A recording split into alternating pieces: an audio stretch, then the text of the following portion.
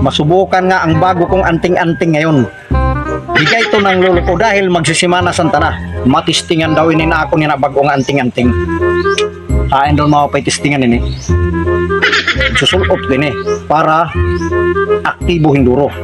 Para epektibo good. Diba? Yan. Pagkatapos, pwede na akong mag-orasyon nito para mawala ang isang bagay o isang tao. Yan na, kami anting-anting na ko. Kami na yan maupay. Makabiling na para matistingan ini. Masubukan nga ang bago kong anting-anting. Matistingan ini bago ko nga anting-anting ginaahan si Mana Santa. Para mawala daw ini nga lubi, ini nga niyok, mawala daw to. Okay? Abracadabra. Totoo pala, nawala ang lubi. Nawala ang niyok, totoo pala. Tinuod ngayon ng anting-anting. Sige, masubukan nga. Maibalik ko nga ang niyog ngayon. Maibalik ko.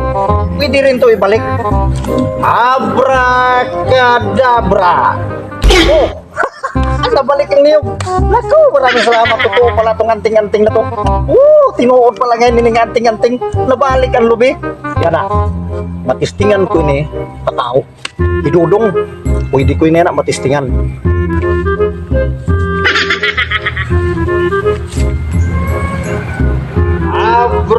Abracadabra. Nawala na si Dodong. Nasaan ako?